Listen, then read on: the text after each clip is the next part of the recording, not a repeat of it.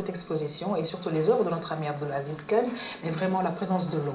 Alors on le sait, hein, sans eau on ne peut pas vivre. Source de vie. Hein, on ne peut pas vivre. La meilleure des boissons. Alors comme tu l'as dit, source de vie, la meilleure des boissons, l'eau dans les œuvres de notre ami Abdelaziz Khan. On y va?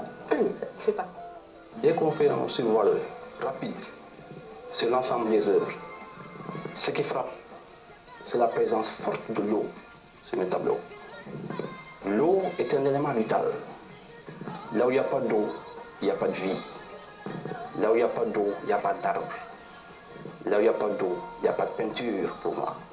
Comme certains se servent de l'huile ou bien des récupérations pour travailler, moi, l'eau est un élément déterminant dans ma façon de peindre. Donc, c'est avec l'eau que je compose les couleurs, associées d'autres matériaux à huile pour dégager le caractère expressif des œuvres d'art. Mes tableaux sont par essence purement lyriques. Lyrique, ça veut dire la liberté. Vous savez, en matière d'abstraction, il y a deux formes d'expression artistique. Abstraite. Il y a l'abstraction lyrique, l'abstraction géométrique. Quand on parle d'abstraction géométrique, l'artiste a tendance à géométriser les formes. Il travaille sur la géométrisation des formes. L'abstraction lyrique, l'artiste a tendance à travailler sur des formes libres. Donc, quelque part où l'imagination intervient. Donc, dans ma peinture, l'imagination, la spontanéité, à base de techniques, font l'artiste. Je peins essentiellement sur papier canson. Il m'est arrivé de travailler sur toile. Pratiquement, le support est différent, hein, parce que je constate que le papier que j'ai, c'est un papier buvard. Je travaille sur la couleur et le papier aspire la couleur.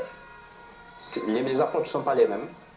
Alors que sur toile, en général, la peinture restait fidèle et ça reste sur place. Alors que sur le papier, c'est buvard et ça crée des formes. Et on intervient sur des formes. Je travaille avec toutes les couleurs. Hein. Quand je fais un tableau, je travaille avec deux couleurs. Si vous regardez bien, il y a travail deux couleurs comme on peut l'appeler. Ce n'est pas un mélange de couleurs, mais deux couleurs et je joue sur les passages, les ruptures, les dégradés entre les formes et les couleurs.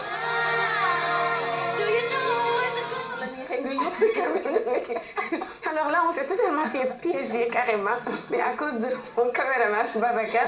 Non mais ça suffit quand même, arrêtez, j'ai pas été la seule à crier dans cette affaire de GIGN. On a mis Massamba sous la table. Justement, moi je tenais absolument à saluer la bravoure de M. Massamba Gueye, qui est notre professeur. Sous la table, qui est bravo. Oui, il a été magnifique. Super masse, génial. Dédicace à toi, Massamba Gueye. Et le caméraman qui a totalement abandonné son âme, sa caméra, Babacar, pour ramper, mais mon Dieu, et l'âge de traite qui a tout filmé. On ne va pas aussi non plus raconter toute l'émission, parce que voilà. D'accord. Bon. Alors, on parlait tout à l'heure. On va parler de notre artiste, de notre professeur. Mais c'est vraiment un artiste. J'ai vu une cascade de couleurs qui surfe entre des couleurs froides et des couleurs chaudes. Mais pourquoi ces choix? Est-ce quelque part le reflet de sa vie à lui? Exactement. Alors comme il a si bien dit, Angélique, il travaille beaucoup sur l'eau, la mer, enfin comme il a si bien dit tout à l'heure.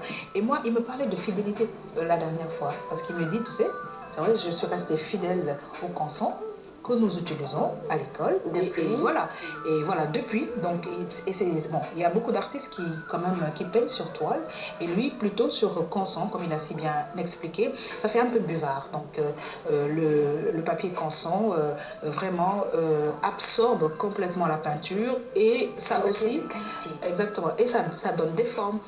Et ça tout, tu te rappelles certainement de ça, à l'école, canson, gouache, à l'école. C'est ça. Voilà. C'est ce qui est intéressant dans ça, c'est que il nous fait un cours complet de l'art. C'est un professeur. Voilà. Donc du coup, quand il part, on a juste envie de se taire et de l'écouter jusqu'à la fin. Parce qu'avec la composition des couleurs, on apprend toujours. On apprend toujours. Et quand on regarde un peu ces tableaux, voilà, tout dépend de ce que ça peut nous inspirer. Le bleu, j'aimerais dire le que tu es habillée aux mêmes couleurs. J'aurais bien aimé avoir ce tableau. J'aurais bien aimé avoir ce tableau. C'est très beau. Orange, rouge un peu. Tout dépend de ce qui bouillonne en l'artiste.